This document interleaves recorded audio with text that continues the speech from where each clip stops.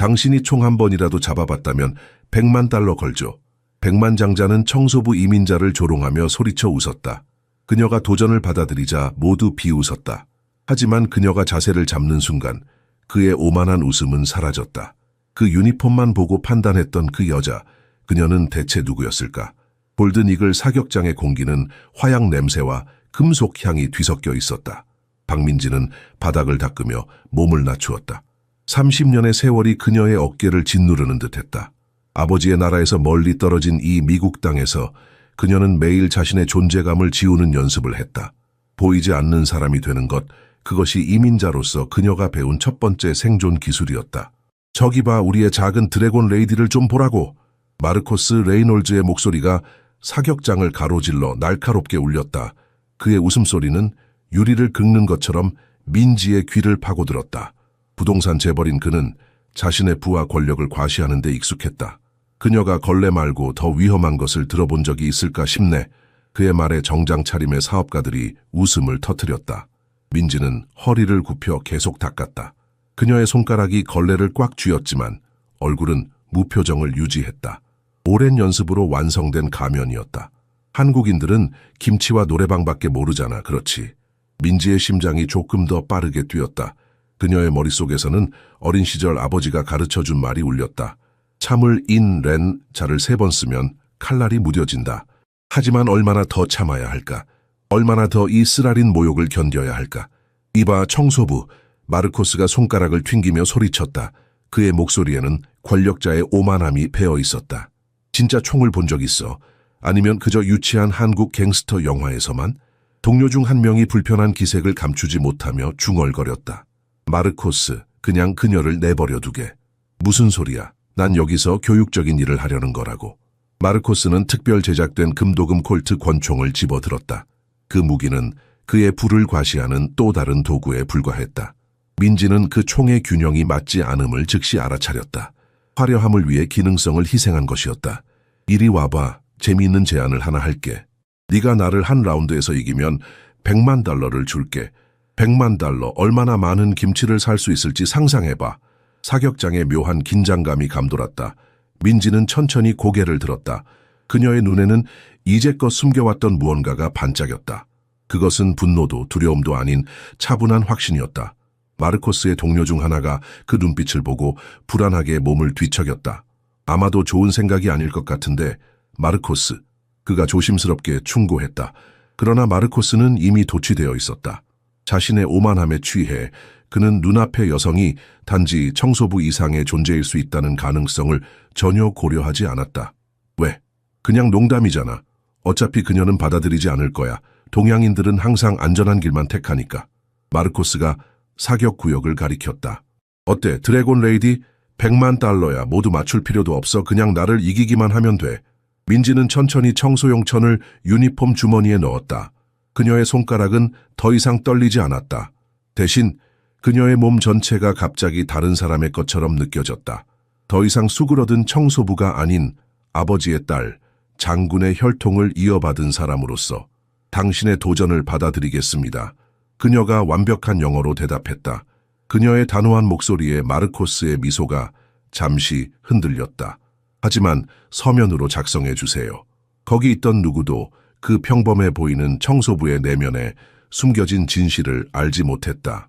그들은 그녀가 미국 펜타곤의 가장 존경받는 군사 전략가의 딸이라는 것을, 그녀가 어린 시절부터 총기의 균형과 정확도에 대해 배워왔다는 것을, 그리고 그녀가 참을 수 있는 한계점에 도달했다는 것을 몰랐다.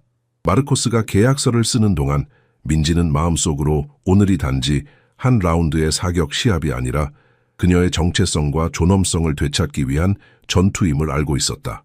마르코스가 계약서에 서명하는 동안 민지의 마음은 먼 과거로 돌아갔다. 금빛 햇살이 내리쬐는 1998년 서울의 어느 여름날, 9살의 민지는 군사훈련장 외곽에 있는 오래된 느티나무 뒤에 숨어 있었다.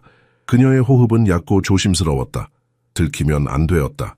아버지인 박종호 장군은 엄격한 사람이었고 딸이 이런 남자들의 일에 관심을 갖는 것을 결코 허락하지 않을 것이기 때문이었다.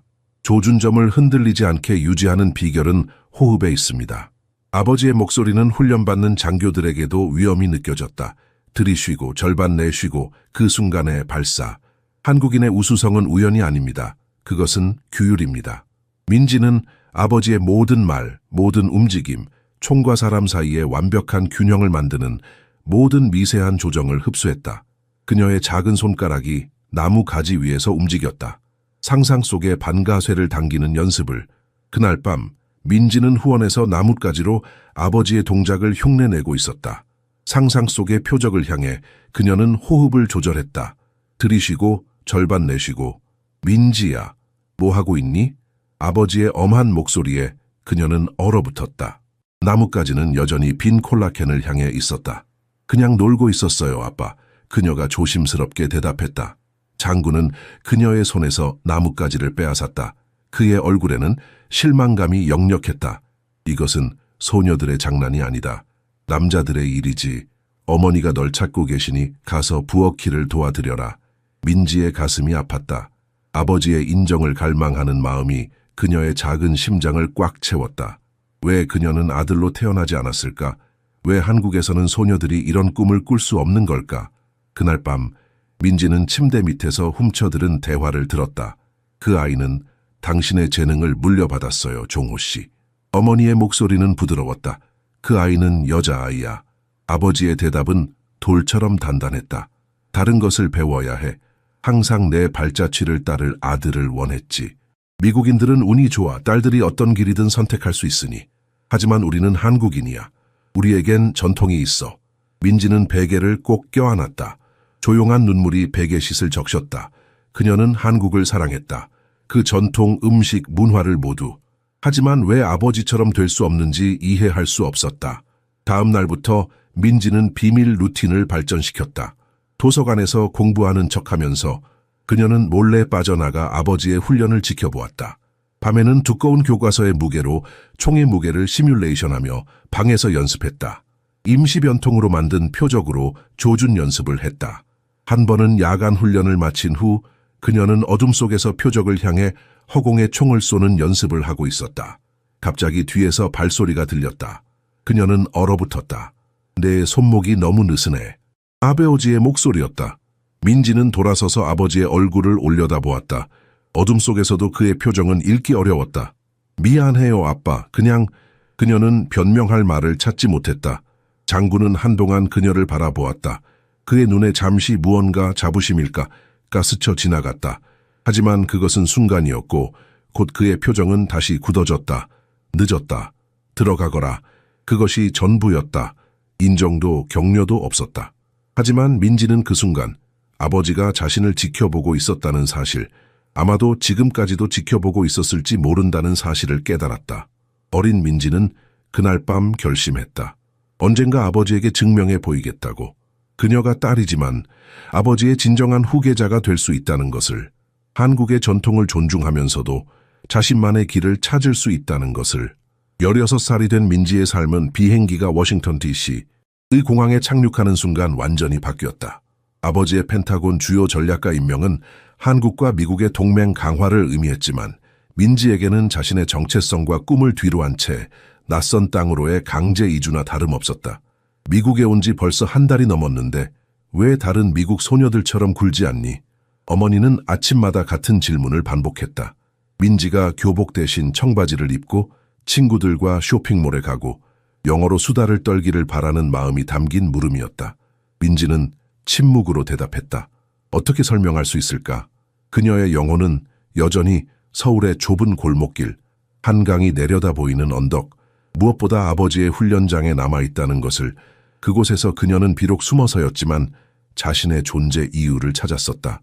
새 학교에서 민지는 이상한 아시아 소녀라는 꼬리표가 붙었다. 너무 진지하고 너무 규율적이며 너무 다르다는 이유로. 처음에는 호기심 어린 질문들이 쏟아졌다. 와, 영어를 정말 잘하네, 외국인 치고는. 한국에서는 정말 개고기를 먹어? 내 눈은 정말 이국적이다. 민지는 이런 질문들이 겉으로는 칭찬처럼 포장되어 있지만 사실은 너는 우리와 다르다라는 메시지를 전달한다는 것을 알고 있었다. 학교 복도를 걸을 때마다 느껴지는 시선들, 잘 들리지 않게 속삭이는 말들은 그녀를 더욱 고립시켰다. 어느 날 영어 수업 시간에 선생님이 에세이를 돌려주며 민지의 앞에서 멈췄다. 박양, 놀라운 작품이에요. 하지만 다음번에는 좀 더 미국적인 시각으로 써보는 건 어떨까요? 민지는 고개를 끄덕였지만 속으로는 미국적 시각이 무엇인지 의문이었다. 그녀의 생각이, 감정이, 심지어 글쓰기 방식조차 이곳에서는 이질적인 것으로 취급받는 현실이 가슴 아팠다. 방과 후 민지는 주로 도서관에 머물렀다. 이곳에서는 적어도 침묵이 이상한 것으로 여겨지지 않았다. 하지만 내면의 공허함은 점점 커져갔다. 아버지의 기대, 어머니의 적응 압박, 학교에서의 소외감 사이에서 그녀는 점점 자신을 잃어가고 있었다. 어느 토요일 쇼핑몰을 홀로 방황하던 중 한 전단지가 그녀의 눈에 들어왔다. 이글 사격장 초보자 환영. 민지의 심장이 빠르게 뛰기 시작했다. 그동안 억눌러왔던 무언가가 표면으로 올라오는 듯했다. 공부 모임에 간다는 거짓말을 부모님께 하고 민지는 용돈을 모아 사격장을 찾았다. 유리문을 열자 화약 냄새가 그녀를 방했다. 그 순간 이상하게도 고향에 돌아온 것 같은 편안함이 느껴졌다. 처음이세요? 대여 카운터에 노인이 물었다.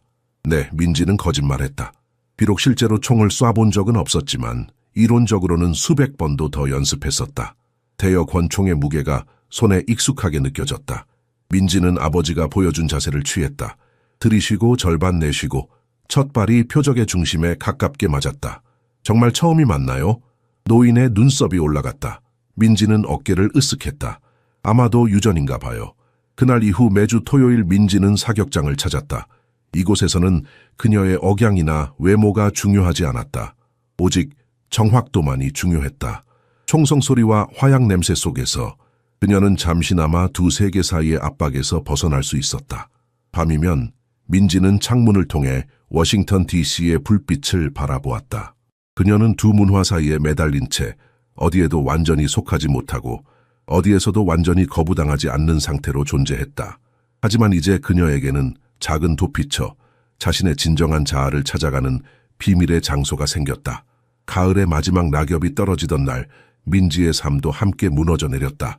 대학교 2학년이 된 22살의 민지는 사격장에서 돌아와 현관문을 열었다. 평소와 달리 집안은 무거운 침묵에 휩싸여 있었다. 거실에는 아버지가 홀로 앉아 있었다. 그의 손에는 종이 한 장이 들려 있었다. 이게 뭐지? 아버지의 목소리는 겨울바람처럼 차가웠다. 민지의 심장이 멈춘 듯했다. 그것은 사격장 회원권 청구서였다. 우편물 분류 실수로 집으로 배달된 것이었다. 8년간의 비밀이 한 장의 종이에 의해 무너져 내리는 순간이었다. 설명해봐라. 아버지의 명령은 군인다웠다. 질문이 아닌 명령. 민지는 자신의 발 아래 바닥이 갈라지는 듯한 느낌을 받았다. 도망칠 수도 거짓말할 수도 없는 순간이었다. 몇 년 동안 사격을 연습해왔어요. 그녀는 진실을 선택했다. 저는 이것에 소질이 있어요, 아빠. 배신 1호군. 장군은 중얼거렸다. 그의 목소리에 담긴 실망감은 어떤 고함보다 민지를 더 아프게 했다. 내가 대표하는 모든 것에 대한 불경. 어떻게 아버지의 발자취를 따르는 것이 배신이 될 수 있나요? 민지는 반박했다. 수년간의 억눌린 감정이 폭발했다. 저는 아버지를 지켜보며 모든 것을 배웠어요.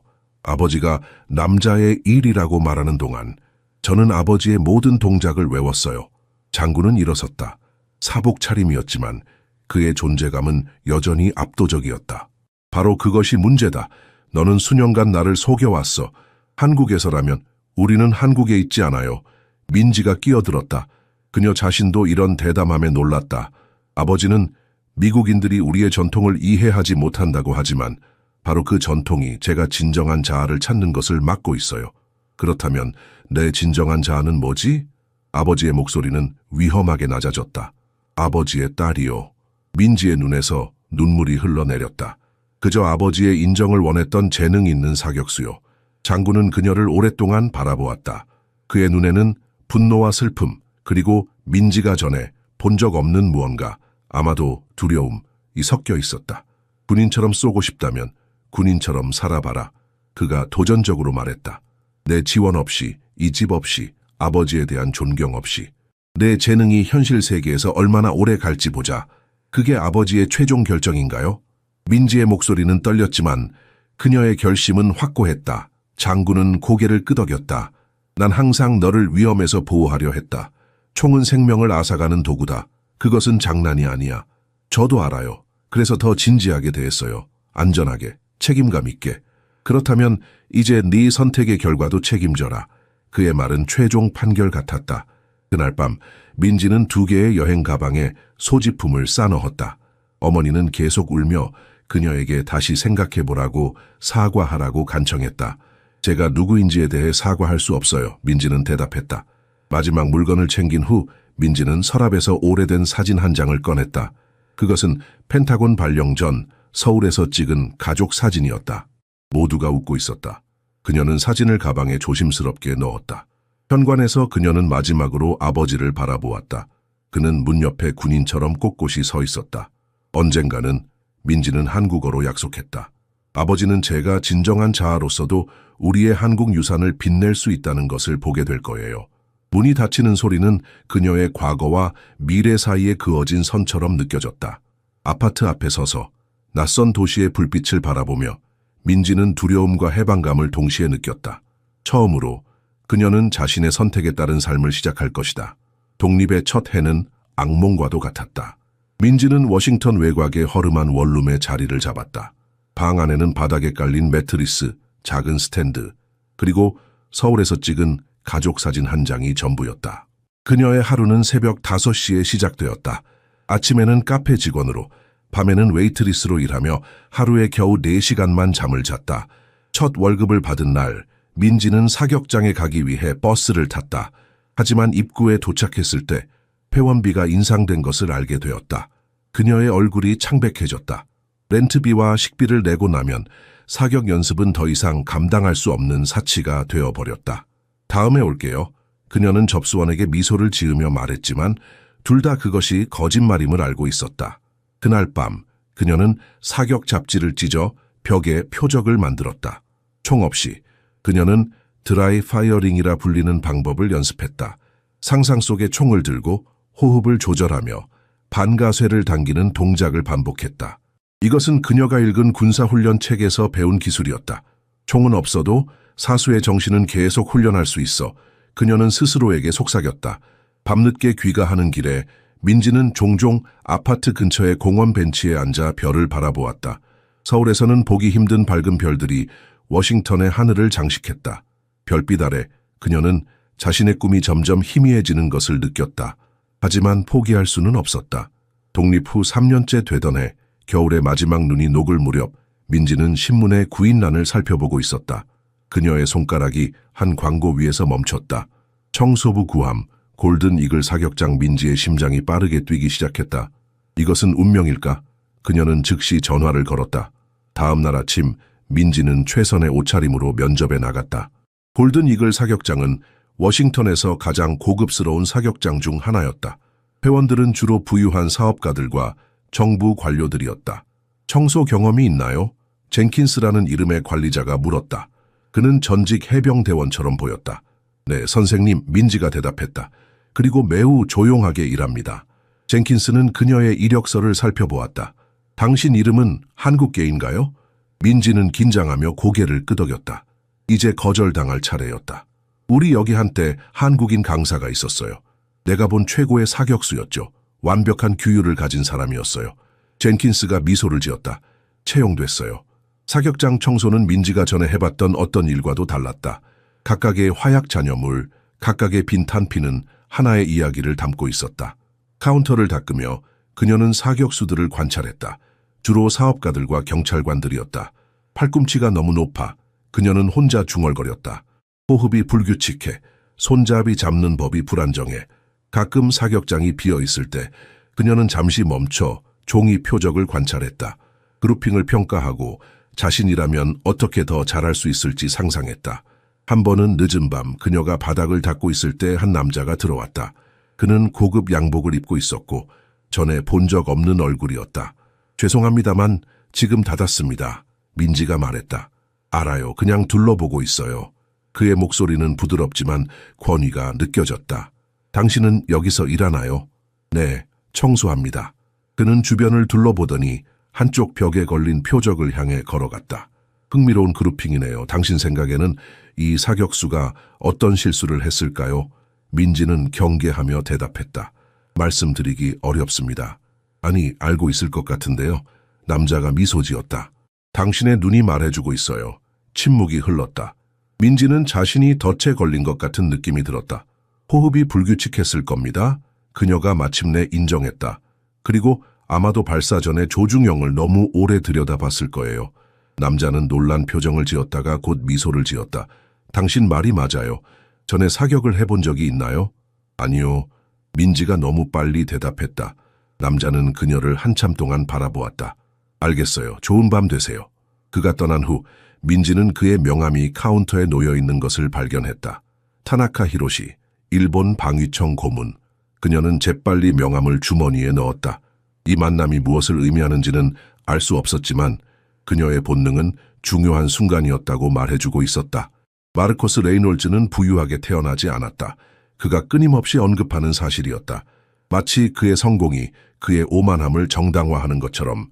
뉴저지의 중고차 판매원의 아들로 그는 공격적인 협상과 소문에 따르면 의심스러운 연주를 통해 부동산 제국을 건설했다. 이민자들의 문제는 그는 종종 사업 만찬에서 선언했다. 그들이 미국의 경쟁 정신을 이해하지 못한다는 거야. 그들은 모든 것을 거저받고 싶어해. 아이러니하게도 그의 회사인 레이놀즈 엔터프라이즈는 청소와 유지 보수 서비스에 주로 이민자들을 고용했다. 가능한 한 최저임금을 지불하면서 최대한의 노동을 요구했다. 알링턴의 한 고층 빌딩 꼭대기층에 위치한 사무실에서 마르코스는 그의 에르메스 넥타이를 조정하며 비서가 그날의 일정을 낭독하는 것을 들었다. 골든 이글에서 오늘 오후 개인 예약을 확인했습니다. 초대된 손님들도 모두 참석을 확인했습니다. 마르코스는 미소를 지었다. 그는 최근에 맞춤형 콜트 매치 타겟을 구입했다. 금도금에 그의 이니셜이 새겨진, 그리고 그것을 동료들에게 자랑하고 싶어 견딜 수 없었다. 그들 중 누구라도 사격 경험이 있나? 그가 물었다. 타나카 씨가 경험이 있는 것으로 알고 있습니다, 선생님. 그는 일본에서 정확성으로 꽤 존경받고 있습니다. 마르코스는 눈살을 찌푸렸다. 그는 빛을 발하는 것을 싫어했다. 일본이라 그렇군. 이 아시아인들은 다 똑같아. 방법적이고 창의성이 없어. 아무도 알아차리지 못한 것은 마르코스가 얼마나 깊이 불안해하고 있는지였다. 각각의 성취, 각각의 인수, 각각의 부의 과시는 공허함을 채우려는 시도였다. 최근 그의 재정적 어려움에 대한 소문은 그를 더욱 방어적으로 만들었다. 나중에 샴페인을 준비해. 비싼 것으로 그가 명령했다. 그리고 그 아시아 청소부가 거기 있는지 확인해. 선생님? 한국인, 아니면 중국인인가? 상관없어. 안경 쓰고 말 안 하는 그 여자. 내가 농담할 때 움츠러드는 모습이 내 손님들을 즐겁게 해. 비서는 불편한 듯 고개를 끄덕였지만 아무 말도 하지 않았다. 그녀는 이미 6개월 동안 일했고 그것은 레이놀즈 밑에서 일하는 여성 비서의 평균 근속 기간을 넘어서는 것이었다. 마르코스는 창밖을 내다보며 자신의 제국을 바라보았다. 그러나 표면 아래에서는 그 제국이 무너지기 시작했다. 마지막 세 프로젝트는 예산을 초과했고 2명의 주요 투자자들이 그들의 자금을 철회했다. 그는 더 이상 과거의 성공에 의존할 수 없었다. 그날 오후 마르코스는 고급 자동차에 올라탔다. 뒷좌석에는 금도금된 권총이 맞춤 가죽 케이스에 담겨 있었다. 그는 그것을 만지작거리며 미소를 지었다. 이 새로운 장난감은 모든 사람의 시선을 사로잡을 것이다. 특히 그 일본인 타나카의 운전사 골든 이글로 그가 명령했다. 그리고 서두르게. 나는 기다리는 것을 좋아하지 않아. 사격장으로 가는 길에 그는 휴대폰을 확인했다. 3개의 부재중 전화가 있었다. 은행에서. 그는 무시하기로 결정했다. 오늘은 걱정할 때가 아니었다. 오늘은 그가 여전히 마르코스 레이놀즈, 자수성가한 사업가, 진정한 미국 성공 이야기의 주인공임을 모두에게 상기시킬 것이다. 그가 알지 못한 것은 골든 이글에서 그를 기다리고 있는 청소부가 단순한 이민자 노동자가 아니라는 것이었다. 그녀는 인내심과 인내력을 연마한 여성이었고 완벽한 시간을 기다리는 법을 배웠다. 그리고 민지에게 마르코스 레이놀즈는 미국에서 그녀가 직면했던 모든 모욕과 편견의 화신이었다. 그녀는 그가 오늘 그녀의 길을 건널 줄은 몰랐지만 준비가 되어 있었다. 민지는 전시 케이스를 닫고 있을 때 젠킨스가 사무실로 불렀다. 그녀의 심장이 빨라졌다. 해고, 근무시간 단축, 이 일자리를 잃을 수는 없었다. 민지, 상황이 좀 있어요. 젠킨스가 불편한 기색을 감추지 못하며 시작했다. 마르코스 레이놀즈가 오늘 중요한 손님들과 함께 올 예정입니다. 그녀는 고개를 끄덕였다. 레이놀즈는 직원들 사이에서 그의 행동으로 악명 높았다. 그가 특별히 당신의 참석을 요청했어요. 민지는 한기를 느꼈다. 왜요? 말씀드리기 어렵네요. 하지만 상당한 팁을 제안했어요. 젠킨스는 부끄러워 보였다. 그가 종종 어려운 사람이라는 것을 알아요. 원하신다면 당신이 아프다고 말할 수 있어요. 민지는 제안을 고려했다. 레이놀즈, 그의 시선, 그의 인종차별적 농담을 피할 수 있을 것이다. 하지만 그녀 내면의 무언가가 숨는 생각에 반발했다. 제가 있을게요. 그녀는 결심했다. 민지는 계속해서 일을 하며 창문 너머로 하늘을 바라보았다. 구름이 몰려오고 있었다. 폭풍의 전조, 마치 그녀의 마음처럼. 퇴근 후 민지는 좁은 아파트에서 침대 밑에 보관된 상자를 꺼냈다. 한국 추억 상자라고 부르는 그것이었다.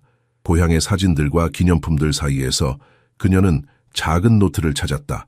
사격 기술에 대한 관찰을 기록해둔 일기장이었다. 자세는 기본이다. 그녀가 아버지를 인용하며 썼다. 조주는 안정성의 결과물. 민지는 눈을 감고 각 동작, 각 자세를 시각화했다. 레이놀즈가 다시 그녀를 도발한다면 적어도 정신적으로 준비되어 있을 것이다. 도전이 오게 하라. 그녀는 한국어로 스스로에게 속삭였다. 작은 개인적 기도처럼. 나는 박 장군의 딸이다. 내 피에는 강철이 흐른다. 그날 밤 민지는 오랜만에 아버지에 대한 꿈을 꾸었다. 꿈에서 그는 그녀에게 총을 건네주었다. 무거운 군용 권총이었다. 네가 할 수 있을 것 같지 않구나. 꿈속의 아버지가 말했다. 민지는 총을 들어 올렸다. 놀랍도록 가벼웠다. 그녀가 반가쇠를 당겼을 때 총은 하늘로 향한 비둘기로 변했다. 그녀는 식은땀을 흘리며 새벽 3시에 깨어났다. 창밖으로 도시의 불빛이 빗방울에 반사되어 춤추고 있었다. 그녀는 침대에서 일어나 거울 앞에 섰다. 유니폼을 입은 자신의 모습을 응시했다. 당신은 나를 보지 않아요. 그녀는 자신의 반영에게 말했다. 아무도 나를 보지 않아요. 그것이 내 힘이 될 거예요. 다음 날 아침 민지는 평소보다 일찍 사격장에 도착했다.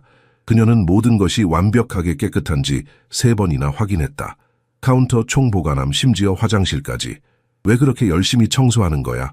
다른 청소부인 마리아가 물었다. 어차피 그들은 알아차리지도 못해. 민지는 미소를 지었다. 나를 위해서야. 내가 알잖아.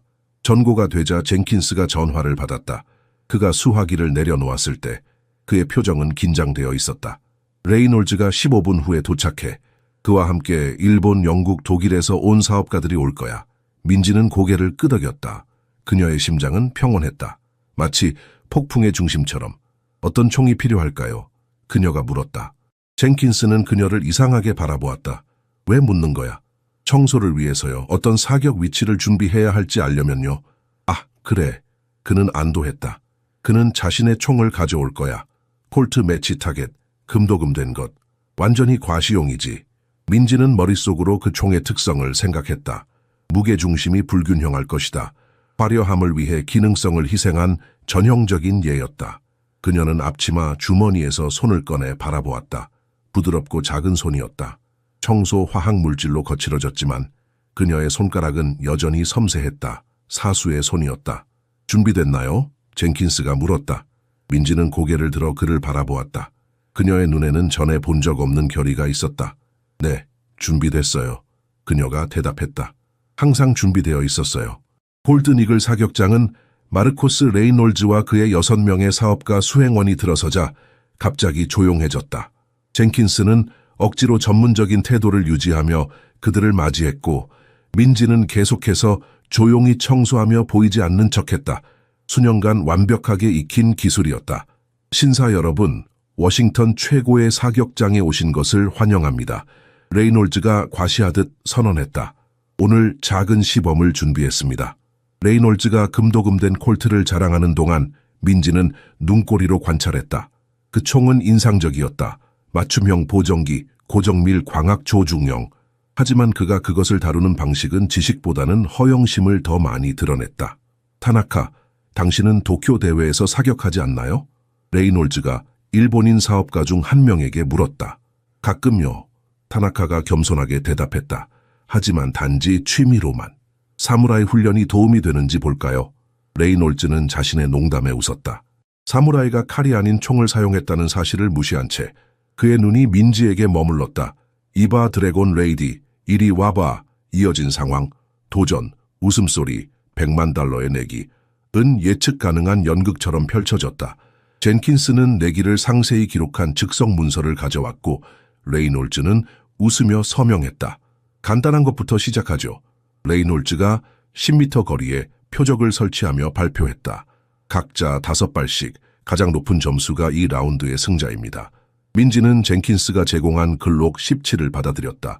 손에 익숙한 총의 무게는 수년간의 관찰과 비밀 연습의 기억을 일깨웠다. 여성 먼저, 레이놀즈가 조롱했다. 민지는 자세를 취했다. 의도적으로 자세를 약간 잘못 잡았다. 그녀의 첫 발은 표적의 바깥 원을 맞췄다. 사업가들이 웃었다. 두 번째 발도 마찬가지로 서툴렀다. 세 번째 발에서 그녀의 손이 떨리는 것처럼 보였다. 한국에서는 이렇게 총을 잡나요? 레이놀즈가 도발했다. 아마도 걸레로 돌아가는 게 좋을 거예요. 그녀의 마지막 두 발도 비슷하게 형편없었다. 레이놀즈는 거의 자신의 총을 쏘기도 전에 승리를 확신하는 듯했다. 보세요, 신사 여러분. 그가 자세를 취하며 말했다. 진짜 사격수는 이렇게 합니다. 레이놀즈의 자세는 웅장했지만 기술적으로는 결함이 있었다. 팔꿈치가 너무 벌어지고 호흡이 불규칙했다. 하지만 이 짧은 거리에서는 정확도에 큰 영향을 미치지 않았다. 그의 5발은 모두 중앙 원 안에 들어갔다. 이것이 수십 년의 경험입니다, 여러분. 그가 자랑스럽게 선언했다. 젠킨스가 결과를 발표했다. 이 라운드는 레이놀즈 씨의 승리입니다. 타나카의 눈이 잠시 민지와 마주쳤다. 그의 표정은 읽기 어려웠지만 그녀는 그가 무언가를 의심하고 있다고 느꼈다. 더 멀리 해볼까요? 레이놀즈가 제안했다. 25m는 어떨까요? 아니면 당신에게는 너무 어려울까요? 드래곤 레이디. 민지는 고개를 끄덕였다. 25m 괜찮습니다. 표적이 새로 설치되는 동안 젠킨스가 민지에게 물을 한 잔 건넸다. 괜찮아요? 그가 조용히 물었다. 네, 그녀가 대답했다. 완벽해요.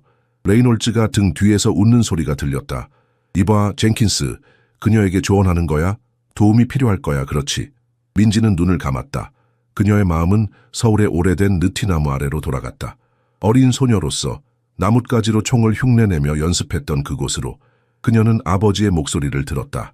집중, 호흡, 균형. 25m 준비됐습니다. 사격장 보조원이 외쳤다. 자, 이번엔 내가 먼저 할게요. 레이놀즈가 선언했다. 여러분에게 어떻게 하는지 보여줄게요. 민지는 조용히 그를 관찰했다. 거리가 멀어지자 그의 기술적 결함이 더 분명해졌다. 그의 5발은 모두 중앙원에 들어갔지만 그루핑이 느슨했다. 그는 팔을 내리며 자신감 넘치는 미소를 지었다. 당신 차례예요, 청소부. 민지는 다시 총을 들었다. 그러나 이번에는 그녀의 손이 달랐다. 더 확실하게, 더 편안하게 총을 쥐었다. 그녀는 깊게 숨을 들이쉬고 자세를 바꾸었다. 이제 그녀의 자세는 완벽했다. 정확히 그녀가 수백 번 아버지에게서 본 것과 같았다.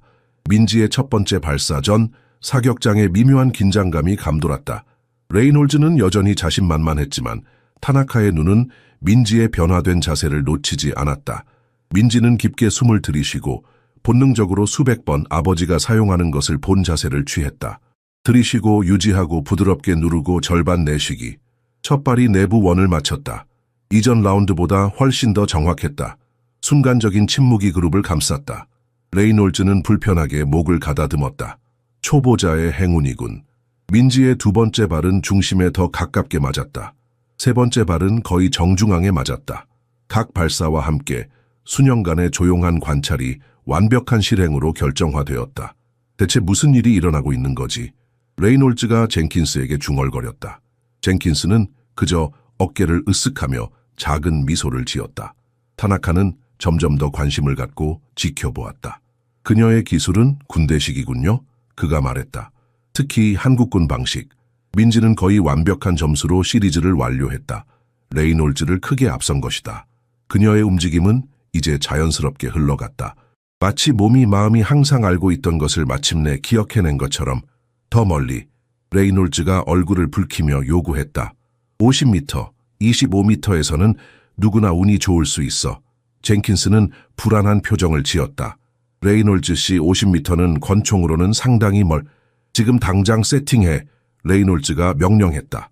새로운 표적이 준비되는 동안 민지는 정신을 집중하기 위해 잠시 눈을 감았다. 그녀의 마음은 서울의 한 여름날로 돌아갔다.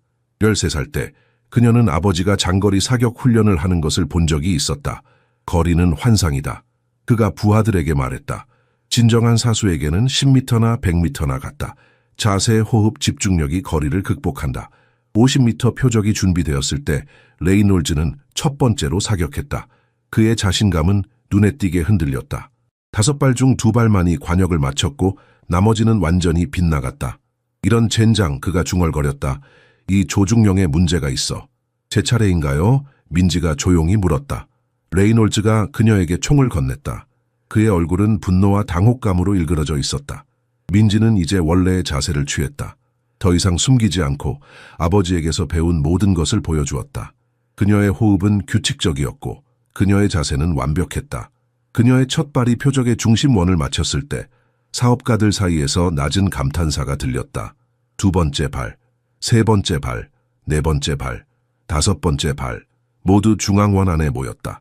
절대 불가능한 결과였다. 권총으로 50m 거리에서는 타나카가 가장 먼저 박수를 쳤다. 다른 사업가들이 따라했다. 레이놀즈만이 얼어붙은 듯 서 있었다. 저 총에 문제가 있어. 그가 민지가 들고 있는 글록을 가리키며 항의했다. 젠킨스, 당신이 이걸 조작했군. 그녀에게 개조된 총을 줬어. 사업가들은 불편한 시선을 교환했다. 그의 비난은 절망적으로 들렸다. 표준 총입니다, 레이놀즈 씨. 젠킨스가 차분하게 대답했다. 모든 손님에게 대여하는 것과 동일합니다. 그럼 공정한 경쟁을 위해 동일하게 만들어 봅시다. 레이놀즈가 선언했다. 그의 입술에 인위적인 미소가 돌아왔다. 젠킨스, 진열장에 있는 그 오래된 리볼버를 가져와요. 광학 조중용도 보정기도 없이 순수한 강철과 조준만으로. 젠킨스는 망설였다. 그것은 1955년산 콜트 경찰 스페셜입니다, 선생님. 수집품이에요. 작동은 하잖아, 그렇지? 가져오세요. 그리고 표적을 75m에 설치하세요. 사업가들이 중얼거렸다. 75m는 철제 조중이만 있는 오래된 리볼버로는 터무니없는 거리였다. 민지는 젠킨스가 마지못해 요청한 총을 가져오는 것을 지켜보았다. 그녀의 시선이 잠시 타나카와 마주쳤고 그는 거의 알아차릴 수 없을 정도로 고개를 끄덕였다. 지식을 가진 사람들 사이에 존경의 제스처였다. 다시 여성 먼저. 레이놀즈가 거짓된 예의로 제안하며 무거운 리볼버를 민지에게 건넸다. 그녀는 오래된 금속의 무게를 느꼈다. 현대 무기와 완전히 다른 느낌이었다. 시간으로 마모된 철제 조중이는 자연스러운 편차를 보정하기 위해 수동 조정이 필요할 것이다. 반가소에는 딱딱하고 예측하기 어려웠다. 무기를 평가하면서 민지는 아버지의 가르침을 떠올렸다. 무기는 변하지만 정확성은 유지된다. 진정한 한국 사수는 변명하지 않고 적응한다. 그녀는 깊이 숨을 들이쉬고 오래된 리볼버를 들어 올렸다. 이제 그녀와 레이놀즈 사이에 진정한 경쟁이 시작되려 하고 있었다. 민지는 오래된 콜트 리볼버의 무게를 손에 느끼며 75m 거리의 표적을 응시했다. 이 거리는 이런 종류의 무기로는 거의 불가능한 도전이었다. 그녀의 주변에서 사업가들이 기대감과 의심이 섞인 눈빛으로 지켜보고 있었다. 뭘 기다리고 있나요, 드래곤 레이디? 레이놀즈가 조롱했다. 겁이 나나요? 민지는 대답하지 않았다. 대신 그녀는 숨을 깊게 들이마시고 철제 조중이를 표적에 맞추었다. 민지는 이 오래된 무기의 특성을 순간적으로 파악했다. 약간 왼쪽으로 치우치는 경향이 있었고 반가쇠가 너무 무거웠다.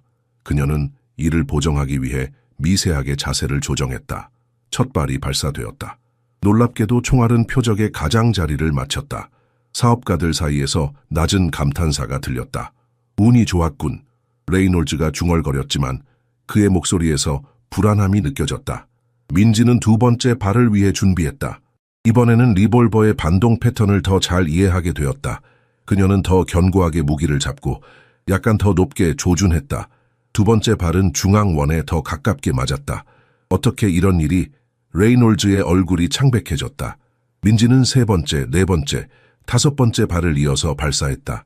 각 발사마다 그녀의 자신감이 커졌고 마지막 세 발은 모두 중앙 원안에 모였다. 거의 기적 같은 결과였다. 당신 차례입니다, 레이놀즈 씨. 민지가 리볼버를 그에게 건넸다. 레이놀즈는 떨리는 손으로 무기를 받았다. 땀이 그의 이마에서 흘러내리며 고급 셔츠 칼라를 적셨다. 그는 어색하게 자세를 잡았고 첫 발은 표적을 완전히 빗나갔다. 이 망할 총! 그가 욕설을 내뱉었다.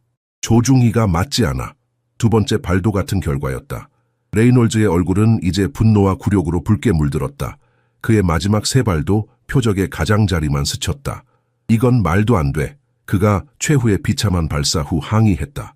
이런 거리에서 오래된 리볼버로 정확하게 쏠 수 있는 사람은 없어. 명백히 누군가는 할 수 있군요.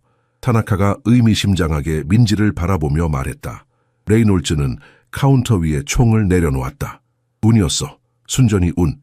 다른 것을 시도해보자. 충분히 봤다고 생각합니다. 그동안 침묵을 지키던 나이든 사업가가 끼어들었다. 이 아가씨는 첫 번째 라운드 이후 모든 라운드에서 승리했습니다. 기술적으로는 다른 이가 덧붙였다. 그녀는 원래 도전에서 승리했습니다. 나를 이기면이라고 말씀하셨죠.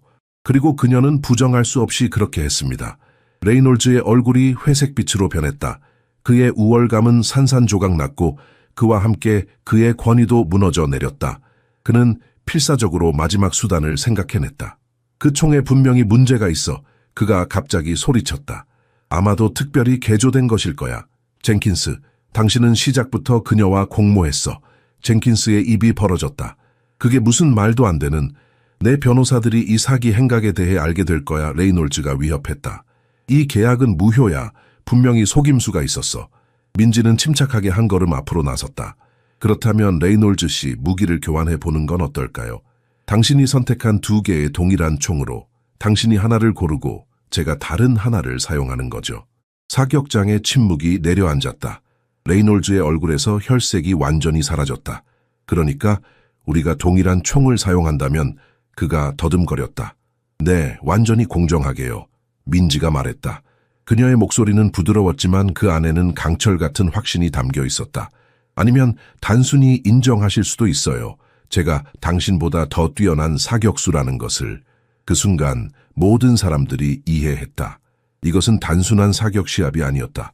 이것은 오만함과 진정한 기술, 특권과 훈련, 가정과 현실 사이의 대결이었다. 젊은 사업가 중 하나가 조용히 자신의 휴대폰을 꺼내 녹화 버튼을 눌렀다. 그는 이 순간이 단순한 내기를 넘어서는 중요성을 가지고 있다는 것을 본능적으로 알았다. 사격장의 긴장감은 마치 실에 팽팽하게 당겨진 활과 같았다. 레이놀즈는 절망적으로 자신의 존엄성을 회복하려 애쓰고 있었다. 그의 발사는 모두 표적을 빗나가거나 가장자리만 맞췄다. 이탈리아제 셔츠 칼라를 적시는 땀이 그의 얼굴에서 흘러내렸다.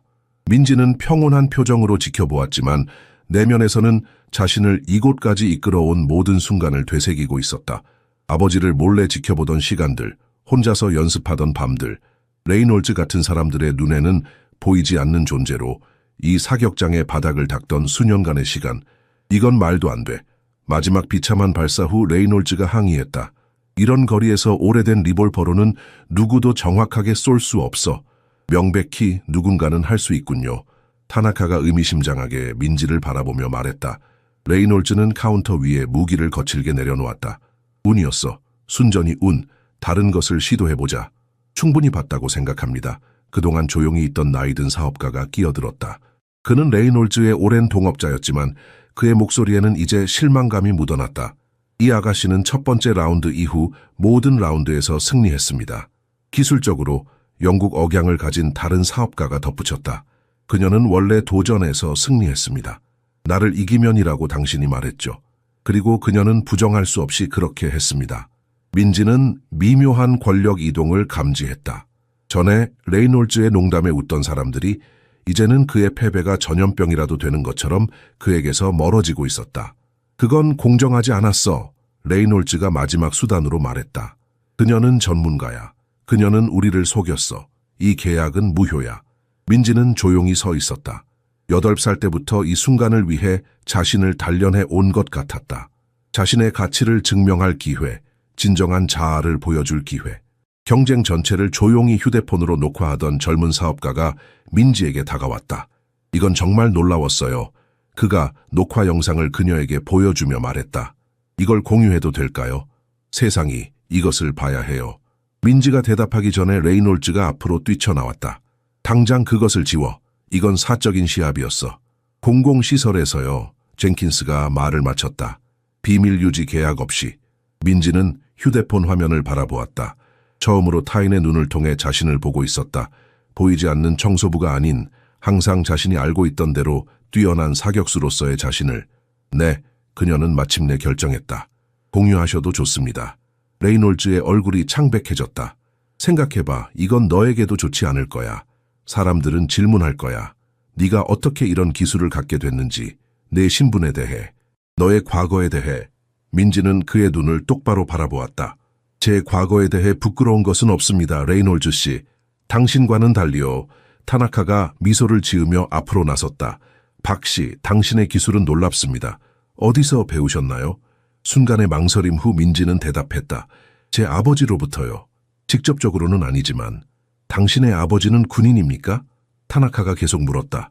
네, 한국군 장군이십니다. 아니, 그랬었습니다. 민지의 목소리가 약간 떨렸다. 우리는 더 이상 연락하지 않습니다. 타나카는 이해한다는 듯 고개를 끄덕였다. 때때로 가장 큰 영웅들은 가장 가까운 사람들의 가치를 보지 못합니다. 레이놀즈는 마지막 노력을 기울였다. 내가 제안을 하지. 이 전체 상황을 잊자. 계약을 찢고 모두 아무 일도 없었던 것처럼 각자의 길을 가는 거야. 계약은 여전히 유효합니다. 민지가 차분하게 말했다. 제가 이겼고 당신이 패배했습니다. 100만 달러, 레이놀즈 씨. 레이놀즈의 얼굴이 붉어졌다가 창백해졌다. 그는 무언가 말하려 했지만 결국 아무 말도 나오지 않았다. 자신의 오만함이 만들어낸 함정에 갇힌 것이다. 내일 아침까지 송금하겠습니다. 그가 마침내 힘없이 말했다. 다른 사업가들이 조용히 사격장을 나가기 시작했다. 그러나 타나카는 머물렀다. 그는 민지에게 명함을 건넸다. 만약 진정한 도전을 원하신다면 연락주세요. 당신 같은 재능은 국제 무대에서 빛날 자격이 있습니다. 민지는 명함을 받아들이며 미소 지었다. 이것은 끝이 아니라 시작이었다. 24시간도 채 지나지 않아. 그 동영상은 200만 호회 이상의 조회수를 기록했다. 한국인 청소부, 부동산 거물 굴욕시키다라는 제목이 전국적인 해시태그가 되었다. 이 이야기는 깊은 공감을 불러일으켰다. 겸손한 이민자가 오만한 백만장자를 물리치는 장면은 국경과 문화를 초월하는 무언가를 상징했다. 민지는 이 현상을 현실감 없이 지켜보았다. 전에는 고요했던 그녀의 전화기가 이제는 쉴 새 없이 울렸다. 기자들, 토크쇼, 총기 회사들이 후원을 제안했다. 이런 일이 벌어질 줄은 상상도 못했어요. 그녀는 온라인 헤드라인을 읽고 있는 젠킨스에게 고백했다. 세상은 다윗과 골리앗의 이야기를 좋아하죠. 그가 대답했다. 특히 다윗이 아시아 여성이고 골리앗이 오만한 사업가일 때는 더욱 그렇고요. 수백 개의 메시지 중에서 하나가 특별히 눈에 띄었다. 알 수 없는 번호에서 온 6단어. 아버지가 보셨어요. 대화하고 싶어 하세요. 민지는 앉았다. 갑자기 다리가 약해진 느낌이었다. 8년간의 침묵, 8년간 단 한마디도, 전화 한 통도 없었다. 메시지는 그녀의 어머니가 보낸 것이었다. 직접적이고 단도직입적인 스타일을 알아볼 수 있었다. 그날 밤 좁은 아파트에서 민지는 녹화 영상을 반복해서 봤다. 낯선 이들의 눈을 통해 자신을 보는 것이었다. 변신이 눈에 보였다. 수줍은 청소부에서 자신감 넘치는 사격수로 항상 그녀 안에 있었던 무언가가 마침내 해방된 것이었다. 그녀의 전화기가 다시 울렸다. 레이놀즈 엔터프라이즈. 그녀는 조심스럽게 받았다. 박 씨. 레이놀즈의 비서 목소리가 긴장되어 있었다. 레이놀즈 씨가 합의를 논의하고 싶어 하십니다. 어떤 종류의 합의인가요? 공개적 사과요. 그 대가로 그는 상금 약속을 지키고 추가로 재량에 대한 보너스를 드리려고 합니다. 민지는 그 돈에 대해 생각했다. 100만 달러는 그녀의 삶을 완전히 바꿀 것이다.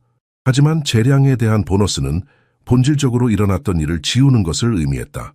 레이놀즈 씨에게 100만 달러가 약속된 금액이라고 전해주세요. 그 이상도 그 이하도 아닙니다. 그리고 사과는 없습니다. 전화를 끊은 후 그녀는 창가로 걸어가 워싱턴 DC의 야경을 바라보았다. 처음으로 그녀는 이 도시에서 이방인처럼 느껴지지 않았다. 도시의 불빛이 이제는 위협적이지 않고 방이는 듯했다. 다음 날 아침 레이놀즈의 $100만 수표가 특급 우편으로 도착했다. 그것과 함께 짧은 메모가 있었다. 계약은 계약이다. MR 민지는 수표를 오래 바라보았다. 이것은 단순한 돈이 아니었다. 이것은 그녀의 가치에 대한 인정이었다. 증명이었다. 그녀의 휴대폰이 울렸다. 발신자 번호는 그녀가 8년 동안 보지 못했지만 즉시 알아본 번호였다. 아버지였다. 민지의 손가락이 전화기 위에서 망설였다. 마르코스 레이놀즈를 이기는 것보다 더 어려운 전투가 그녀를 기다리고 있었다. 그녀는 깊게 숨을 들이쉬고 전화를 받았다. 여보세요, 아버지. 한국어로 말하는 것이 얼마나 오랜만인지. 장군의 목소리는 그녀가 기억하는 것보다 더 나이 들어 있었다. 민지야, 네가 잘 지내고 있다고 들었다. 민지는 울컥하는 감정을 삼켰다. 네, 아버지, 잘 지내고 있어요. 그 동영상을 봤다. 너의 사격 실력, 침묵이 이어졌다. 민지는 그가 어떤 말을 할지 상상할 수 없었다. 비난, 실망, 아니면 어쩌면 네 자세가 완벽했다. 그가 마침내 말했다. 왼쪽 팔꿈치가 약간 높았지만 민지는 웃음을 터뜨렸다. 8년 만에 첫 대화에서 기술적인 조언을 하다니. 하지만 그녀는 그 말 뒤에 숨겨진 의미를 알았다. 그녀를 사격수로 인정하는 것, 그녀의 기술이 완성할 가치가 있다는 것. 카페 한녹에서 만날 수 있을까? 그가 물었다. 목소리가 약간 떨렸다. 얘기할 것이 많아. 민지는 창밖을 바라보았다. 하늘은 맑았고 새로운 날이 시작되고 있었다. 네, 아버지. 저도 얘기할 것이 많아요. 카페 한녹은 버지니아 애넌데일에 위치한 작은 가게로, 이 지역은 작은 서울이라 불릴 만큼 한국 문화가 짙게 배어 있었다. 민지는 약속 시간보다 15분 일찍 도착했다. 아버지에게서 물려받은 습관이었다. 시간을 지키는 것은 존중의 표현이다. 그는 항상 말했다. 그녀는 안쪽 자리를 선택했다. 입구가 잘 보이는 위치였다. 또 다른 무의식적으로 아버지에게서 배운 습관. 기다리면서 그녀는 어머니가 어린 시절 선물해준 태극 문양이 새겨진 작은 목걸이를 만지작거렸다. 전고가 되자 문이 열렸다. 박종호 장군이 들어왔다. 민간인 복장이었지만 수십 년의 군 생활이 남긴 위험 있는 자세는 여전했다. 그는 더 늙어 보였다. 머리카락은 이제 완전히 휘어졌고 얼굴에는 깊은 주름이 패어 있었다. 하지만 그의 눈, 민지가 거울에서 보는 것과 같은 눈은 여전히 날카롭고 관찰력이 뛰어났다. 민지야, 그가 마침내 그녀 앞에 앉으며 말했다. 아버지, 그녀는 대답했다. 아빠라는 한국어 단어가 수년의 공백에도 불구하고 자연스럽게 나왔다. 불편한 침묵이 이어졌다. 민지는 이 순간을 수없이 상상해왔다. 때로는 소리 지르며, 때로는 눈물 흘리며, 때로는 극적인 포옹과 함께. 현실은 더 절제되어 있었고 더 한국적이었다. 동영상을 봤다. 그가 마침내 말했다. 알고 있어요. 내 기술은? 그가 망설였다. 왼쪽 팔꿈치가 조정이 필요해. 민지는 8년 만에 첫 대화가 기술적인 비평이라는 사실에 웃음이 나올 뻔했다. 하지만 그 말 뒤에 숨겨진 의미를 알았다. 아버지는 그녀가 사격수임을, 완성할 가치가 있는 기술을 가졌음을 인정하고 있었다. 아버지를 지켜보며 배웠어요. 그녀는 간단히 대답했다. 내가 틀렸었다. 그가 마침내 말했다. 잘못을 거의 인정하지 않는 사람에게는 어려운 말이었다. 기술에 대해서가 아니라 너에 대해서. 민지는 예상치 못한 감정이 목구멍을 타고 올라오는 것을 느꼈다. 널 보호하고 싶었어. 그가 계속했다. 군대 세계는 여성들, 특히 아시아 여성들에게 친절하지 않아. 네가 더 쉬운 삶을 살기를 원했지. 저는 쉬운 삶을 원하지 않았어요. 민지가 대답했다. 제 것인 삶을 원했어요. 그는 오래도록 그녀를 바라보았다. 민지는 그의 눈에서 후회와 자부심이 뒤섞인 것을 볼 수 있었다. 그의 손이 테이블 위에서 움직였고 순간 그녀의 손을 잡을 것 같았지만 그는 멈추었다. 레이놀즈는 어떻게 됐지? 그가 주제를 바꾸며 물었다. 돈을 지불했어요. 민지가 미소 지으며 말했다. $100만 약속대로. 그가 정말 지불할 거라고 생각했니? 아니요. 하지만 그는 선택의 여지가 없었어요. 너무 많은 목격자들이 있었고 동영상이 모든 곳에 퍼졌어요. 장군은 고개를 끄덕였다. 항상 약점을 보호하라. 그것이 군사 전략의 첫 번째 규칙이다. 민지는 그 말에 담긴 의미를 이해했다. 레이놀즈의 약점은 그의 자존심이었다. 지불하지 않는 것은 그의 이미지에 더 큰 타격을 줄 것이다. 그 돈으로 뭘 할 거니? 아버지가 물었다. 민지는 잠시 생각했다. 그녀는 이 질문에 대한 답을 이미 알고 있었지만 아버지에게 말하는 것은 다른 문제였다. 사격 훈련 센터를 열 거예요. 그녀가 말했다. 한국식 정확성과 규율을 가르치는 곳이요. 제가 미국에서 겪었던 것과 같은 차별을 경험하는 다른 이민자들이 자신감을 찾을 수 있는 곳이요. 장군의 표정이 변했다. 그의 눈에 무언가 자부심이 빛났다. 그게 좋은 생각 같구나. 그가 말했다. 그리고 잠시 후 덧붙였다. 도움이 필요하니? 그 단순한 질문에 민지의 눈에 눈물이 고였다. 8년 동안 그녀는 도움을 요청하지 않고 혼자서 싸웠다. 이제 아버지가 그녀의 길에 함께하겠다고 제안하고 있었다. 네, 아버지. 그녀가 대답했다. 도움이 필요해요. 창 밖에서 첫 벚꽃이 봄바람에 흩날리고 있었다. 골든 이글 사격장에서의 사건으로부터 6개월 후 민지는 프리시전 서울이라는 간판이 달린 건물 앞에 서 있었다. 이곳은 단순한 사격장이 아니라 한국 군사 철학, 기술적 정확성, 그리고 방법론적 훈련을 접목한 훈련센터였다. 레이놀즈의 $100만 수표는 동영상이 바이럴된 일주일 후에 도착했다. 공식적인 사과문과 함께였고 추가 투자 제안도 있었지만 민지는 정중히 거절했다. 아버지가 예상했듯이 레이놀즈는 그녀를 적으로 만들 여유가 없었다. 프리시전 서울은 다른 미국 클럽들처럼 화려하지 않았다. 가죽 라운지나 화려한 장식이 없었다. 대신 기능적인 단순함, 고품질 장비, 그리고 엄격하게 훈련된 강사들을 제공했다. 메인 벽에는 한국어와 영어로 된 문구가 있었다. 정확성은 마음에서 시작된다. 어떻게 생각하세요? 민지가 개업식 전 시설을 점검하던 아버지에게 물었다. 펜타곤에서 최근 은퇴하고 시설의 공식 컨설턴트가 된 박 장군은 승인의 뜻으로 고개를 끄덕였다. 한국의 전통에 걸맞다. 과함 없이 오직 탁월함만. 개업식은 상당한 관심을 끌었다. 청소부 사격수라고 언론이 붙인 별명의 민지는 이민자 결단력과 고정관념 타파의 상징이 되었다. 한국 대사관 대표들이 참석했고 여러 미국 군 장교들도 대부분 아버지의 전 동료들이었다. 손님들 중에는 레이놀즈와의 승부를 목격했던 타나카도 있었다. 그는 존경의 뜻을 담아 고개를 숙이며 다가왔다. 당신의 클럽은 아시아 철학의 정수를 담고 있군요. 그가 말했다. 정확성, 존중, 겸손, 서양이 종종 이해하지 못하는 것들이죠. 박 장군이 다가와 작은 상자를 그녀에게 건넸다. 개업 선물이다. 그가 격식을 차리며 말했다. 안에는 한국군 훈장, 수십 년 전 그가 사격 정확도 우수성으로 받은 것과 같은 것이었다. 이것은 박 가문의 유산이다. 그가 설명했다. 수세대에 걸쳐 가문의 남자들 사이에서 전해져 왔다. 이제 그것은 진정한 길을 따른다. 민지는 훈장을 자신의 칼라에 달았다. 그 무게를 단지 물리적인 것이 아니라 역사적이고 상징적인 느꼈다. 한국은 항상 정확성에서 앞서왔지. 가까이 있던 미국 장교가 말했다. 기술이든 제조든 사격이든 한국인의 정신에는 우리가 복제하려 하는 탁월함이 있어. 민지는 미소를 지으며 입구에서 기다리는 다양한 사람들의 줄을 바라보았다. 미국인들, 이민자들, 퇴역 군인들, 민간인들, 남자들, 여자들. 모두 그녀의 아버지가 가르쳤던 가치에 기반한 문화를 초월하는 접근법을 배우기 위해 모인 것이었다. 심지어 그가 그녀를 멀리하려 했을 때도 진정한 정확성은 그녀는 아버지가 종종 말했던 것을 반복했다. 단지 표적을 맞추는 것이 아니라 그것에 이르는 자신만의 길을 찾는 것이다. 개업식이 끝난 후 민지와 아버지는 사격장에 남았다. 그들만 둘이서 시연을 해보겠니? 아버지가 제안했다. 민지는 미소 지었다. 이것은 아버지가 그녀에게 함께 사격하자고 제안한 첫 번째 경우였다.